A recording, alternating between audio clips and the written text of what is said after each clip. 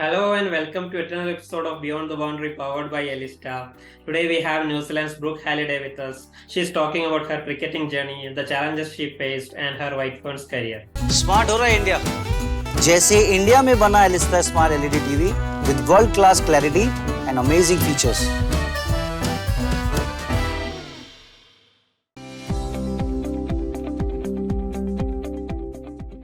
Let me just start by talking about that first ODI knock of yours. You scored at 76 in the first ODI, your career best knock so far. So how was it? I think any day that I get to go out there and face a lot of balls is always a good day. I'm batting down at 6-7. You don't sometimes get that opportunity to a period of times out there swinging from the hip. So, I wasn't very fortunate that I didn't have the greatest day, but it just meant that the likes of me and Hannah had time to go out there and get our eye in and kind of do our own pacing of the game, I suppose. And any day that you get 30 odd overs to in the middle is always a good day as a middle order batter. Yeah, you talked about lack of opportunities as a lower order batter now that you are playing lower down the order for New Zealand. So you had two back-to-back 50s during your debut. Then you got your third 50 only now. So lack of opportunities and adjusting to lower order batting is a problem? I think, it probably comes with challenges, of course, because you don't know what kind of position you're going to be going out there and playing that day. You can either be out there with, like I said, 12 balls to go, or you could be out there with 30 overs to go. So I think it kind of comes with an excitement and it just makes preparing for a game a little bit more challenging for someone like me.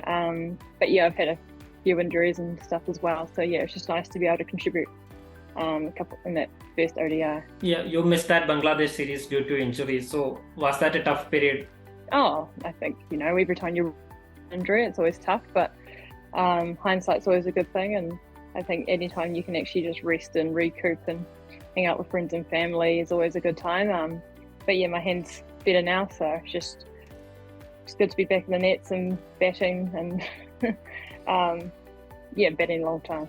Yeah, so you just talked about family. So you have your family at Auckland. So you talked about spending the time with the family at the farmhouse during the COVID times. So what is it like being away from the game and spending time unwinding away from cricket? I think especially with the international schedule these days and just domestic cricket, you actually are away from home a lot, and even just training schedules, you're often leaving 8 a.m. in the morning and coming home late at night. Any time where you can just kind of chill and relax and see, kind of go road trips to see other family members and that kind of stuff. So it's nice and kind of just leaves you a bit more leveled and makes you appreciate the finer things in life, I suppose. And cricket is just a game at the end of the day.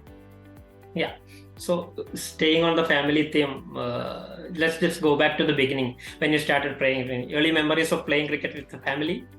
Yeah, so my dad and uncles all played cricket. My grandfather did as well.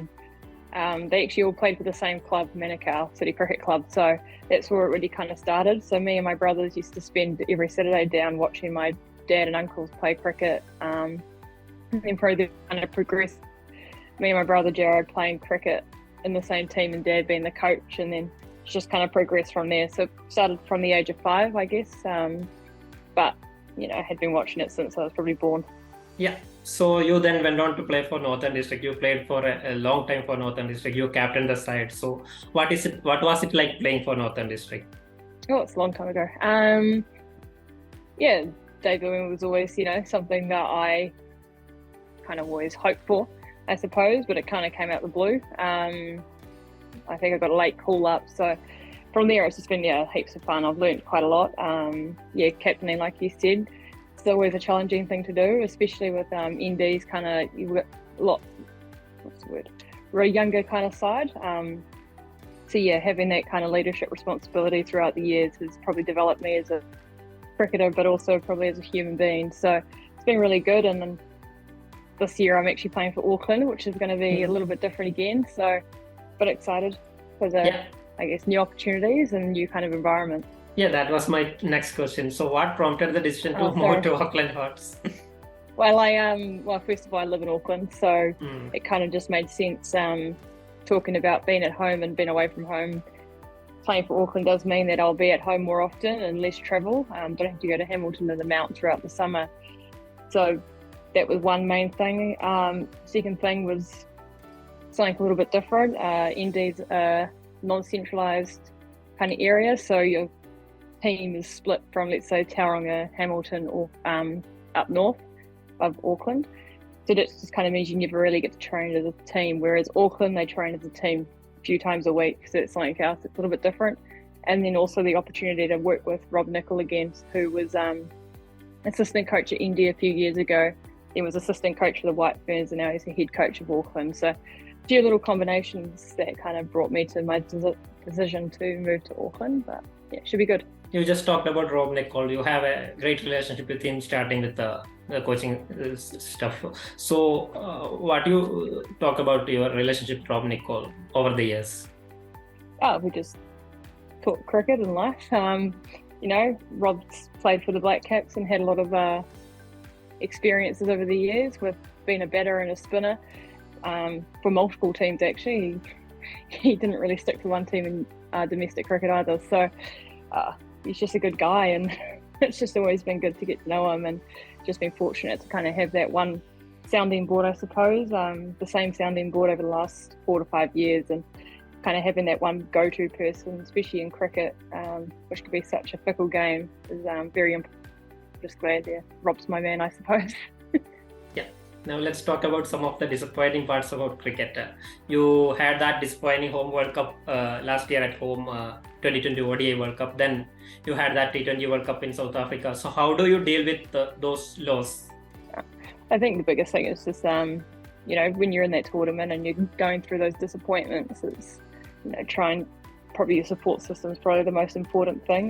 Those people that you reconnect at home or even within the team to make sure that you are mentally right, I suppose, and prepared and ready to actually look forward into the next game. And I think another thing is reflection, and both personally and as a team, of what we could have done better, or what things went wrong, I suppose. And I think us as a team are very different from the 50 over World Cup last year to the T21 this year. And I think we are going in the right direction. It's just, just got to try and put that whole team performance in there. And another World Cup coming up next year, so we're on that just kind of on the road to the next World Cup. And I think we're heading in the right direction. Performances recently might not show that, but the team and the girls are all, confident in what we're doing, and just time will tell. Yeah. So talking of challenges, you guys had a tough time so far in the ODI Championship, at least in the last 2 Sri Lanka series and the South Africa series. So how do you bounce back and make sure that you people qualify directly to the World Cup 2025 in India? Yeah, I don't actually know too much about that kind of point stuff, but I think the last couple of games that we've batted really well in patches and we've bowled really well in patches. And like I said, it's just trying to get that whole team performance, and we're not far away, and hopefully this next ODI in a few days we'll be able to go out there and showcase what we have been putting all this hard work into, and show that we are a really good batting and bowling and fielding team, and show what we really are capable of. But it's just putting that whole team performance out there, which we haven't fully done yet, but it's going to come. Yeah. So talking of batting, with Sophie Devine, Susie Bates and Melika at the top order, you are basically like the leader of the middle order with young stars like Hannah Rowe and other players. So how do you talk to, for instance, what are the things you talk to someone like Hannah Rowe during that partnership, or in general? Hannah Rowe, well, yeah, Hannah and I get along really well, so it probably helps. We have coffee every morning together and breakfast, and the main thing with Hannah is I just try and keep her calm. There's a lot of power in her game, and it's just getting her in that position where she can utilise that power and she can change the game, which we saw over the last couple of days. If she gets herself in, she can just hit boundaries from any kind of position. So the biggest thing with Hannah is what we talk about is just getting herself in and playing straight, then letting her hands just do the work. That was New Zealand's Brooke Halliday in this episode of Beyond the Boundary, powered by Elista. Keep watching this page for more interviews. Smart हो रहा है India, जैसे India में बना Elista smart LED TV with world class clarity and amazing features.